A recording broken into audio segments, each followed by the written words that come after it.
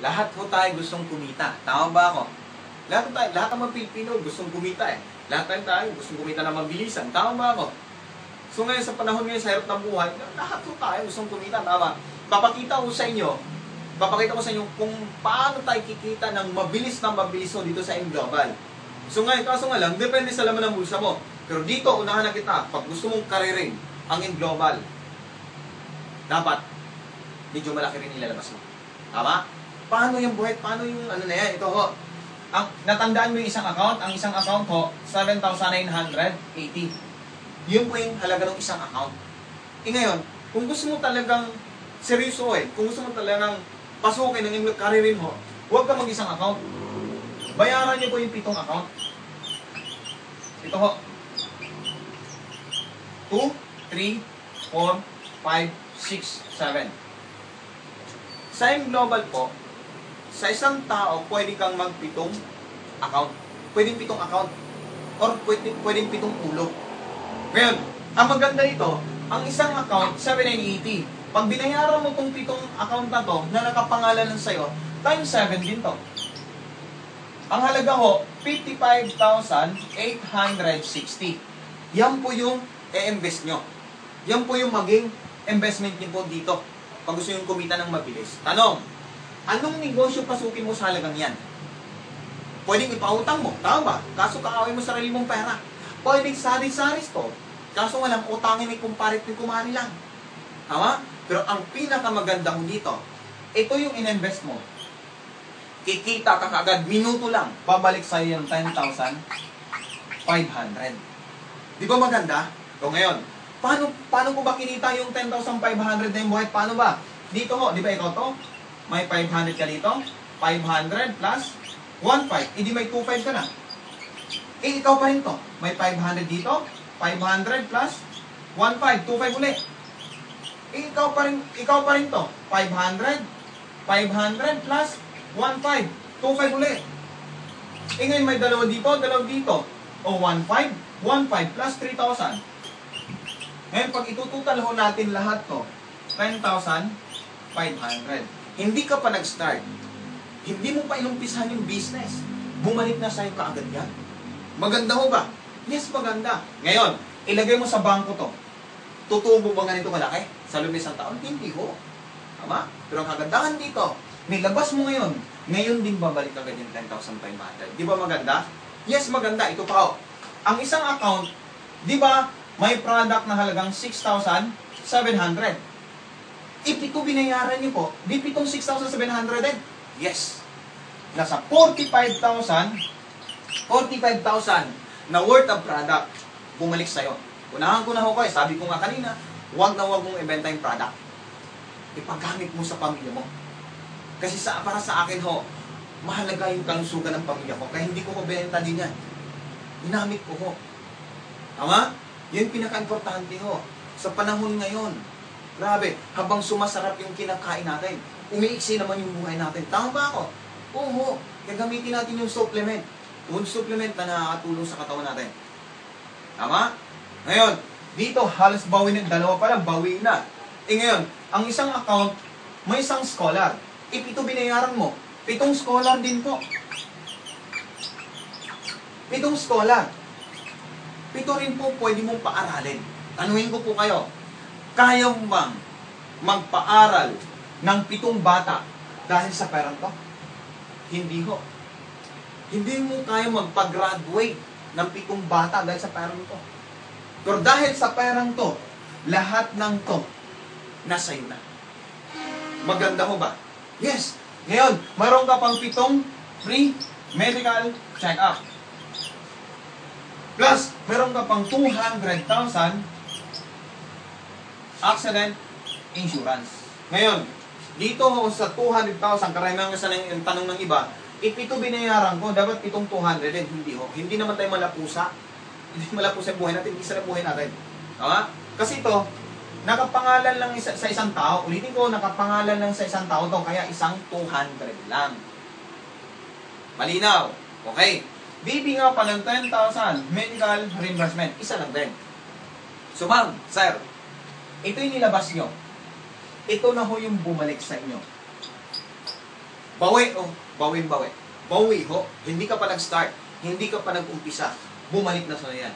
Ngayon, tanong, Boyet, paano ba umpisahan? Ilang tao naman imbitahin ko? Ito ho. 1, 2, 3, 4, 5, 6, 7, 8. 8 tao lang ho. 8 tao lang imbitahin mo. Ngayon, sa 8 tao na yan, pag naintindihan nila yung business, nagustuhan, ganito rin ang investment nila, tulad mo. Ulitin ko, itong 8 taon to, naintindihan nila yung business. Ganito rin ang business, ganito rin gusto nila. Ganito rin gustong investment nila. Sa 8 taon na to, ang kikitain mo, 126,000. Ulitin ko ho.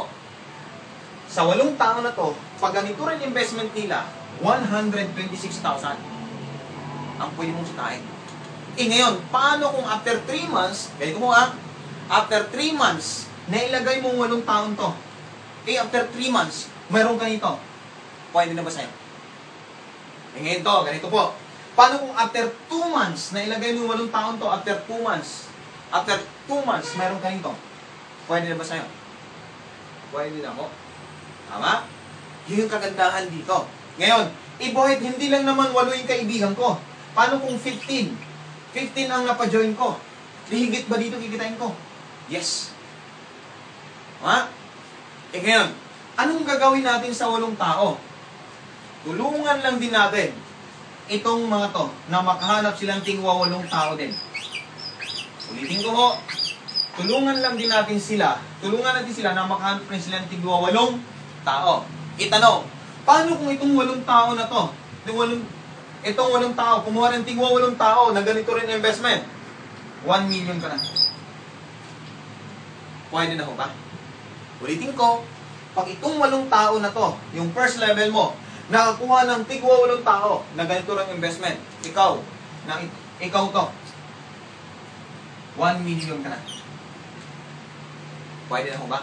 Ma'am, sir, hindi mo tandaan nyo po, hindi nyo po tatrabahoy ng 1 taon, hindi nyo po tatrabahoy ng 2 taon para kitain yung 1 million. Pag masipag ka, pwedeng kitain ng buwan lang yung 1 million. Depende sa'yo. Tama? Maganda ho ba? Yes, napakaganda ho. Ito yung magandang sistema. Sabi ko nga kanina, ba't pupunta ka sa times 1 na kitaan kung may times 7 naman? Tama ba ako? Ba't ka maglalakad kung pwede ka namang sumakay? Tama? Kung gusto mong bigyan ng magandang kinabukasan pamilya mo, times 7 na. Tama? Tama ba ako? Totoo. Kasi ito, papasukin mo na nga lang ang global, karirin mo na. Mag times 7 ka na. Tama? Totoo. Malit lang po na halaga yan. Alam mo bakit ako nung nag-abroad ako? Nung nag-abroad po ako, higit dyan nilabas ko. Wala rin nangyayari. Samantalang dito, ito nilabas ko. Ngayon, 2 years and 6 months pa lang ako. Pero grabe. First 3 months, 3 months and a half, nakabili akong brand new sasakyan.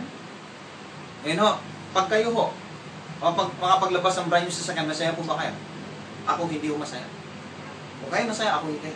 Napatuloy yung ako, bakit ho? Kung buhay pa sana yung nanay ko, siya unang makasakay sa brand new sasakyan. Bakit?